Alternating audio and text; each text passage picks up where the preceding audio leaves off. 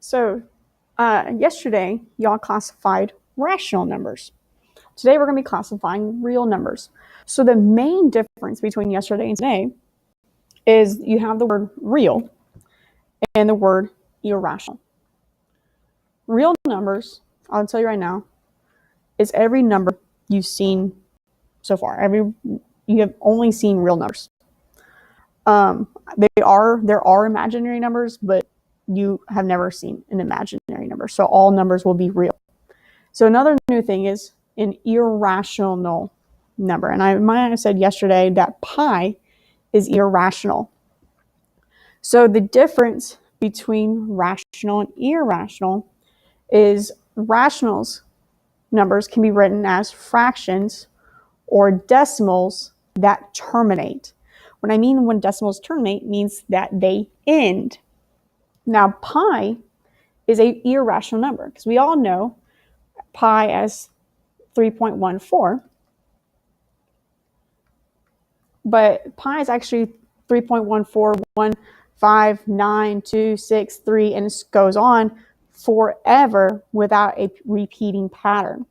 So that is considered irrational because it does not terminate.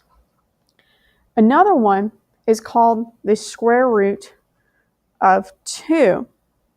So the square root of 2 is irrational. I'll explain that in a second, but first what I want to do is I want to explain what square roots are. So square roots, let's say a square root of 25, the answer is 5. Because what a square root does is it figures out two of the same numbers together that are multiplied, gives you the answer. And so when you square root it, it gives you the answer 5. Because 5 times 5 is 25.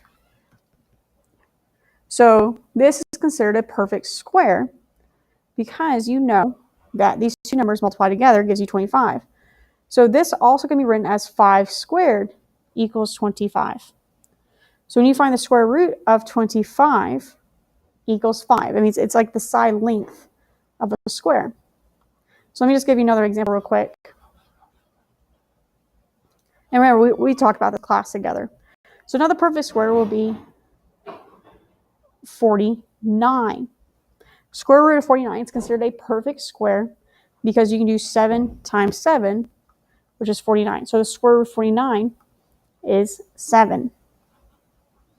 So perfect squares belong in rational. I'll draw a line to that. Perfect squares are rational numbers because, they're actually whole numbers, but they belong on this side of the chart because they end. The 7, it's a whole number. Square root of 2, there's no two numbers that are the same that you can multiply to get 2. So this answer would be 1.2 something something something. So that's the reason why it continues on. So it's irrational. Another irrational number would be like square root of 39. Because you know 6 times 6 is 36 and 7 times 7 is 49. Well, that falls in between it. So it means this answer would be 6 point something something something, but it continues on. It's not perfect. So it goes and be irrational. So I will tell you a couple of questions you'll have is, are irrational numbers real? That's a true statement. Every number is real. So the only difference from what you did yesterday and today is you now have irrational numbers. But everything you learned yesterday is the same. So write all the names that apply to each number. So square root of 5. So square root of 5 is going to be irrational. I'll put IRR for irrational because there's no two numbers. You can do 2 times 2, which is 4, but the next in line would be 3 times 3, which is 9. So it means that square root of 5 is irrational because it's not a perfect square. It also has to be real because all these numbers are real. So the next one, let me erase this,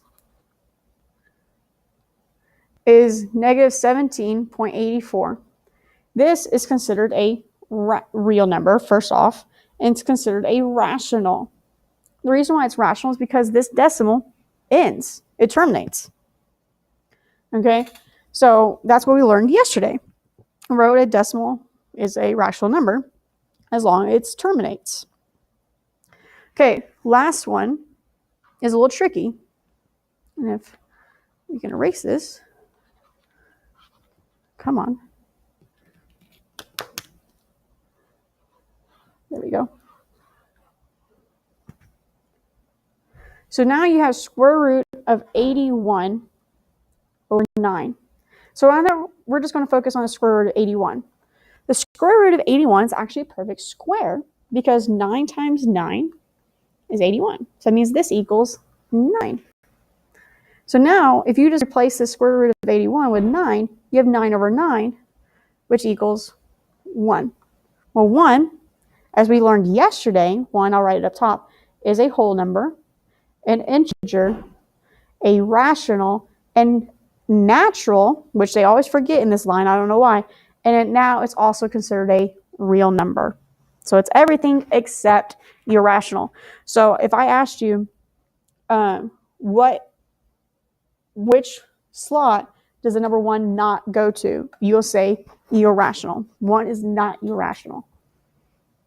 Okay, let's try classifying some numbers. A baseball pitcher has pitched 12 and 2/3 innings. Well, this is written as a fraction, so it means it has to be rational. Also has to be real. But this cannot be an integer because it's a fraction. So that means it can't be a whole or a natural neither. Last one, the length of the side of a square that has an area of 10 square yards. Okay, so let me draw a picture. So it means what they're saying is this area inside is 10 yards squared. So remember, the way that you find the area of a square is you take one side length, so x times x gives you 10. So it means that these two numbers have to be the same. So they're asking you, basically what's asking you, what's the square root of 10? Well, square root of 10 is not perfect. So it's going to be irrational and also real. Okay, true or false? All irrational numbers are real numbers, as true. Every number you come across is real.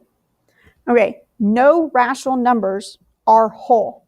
That's a false statement. That's what we learned yesterday.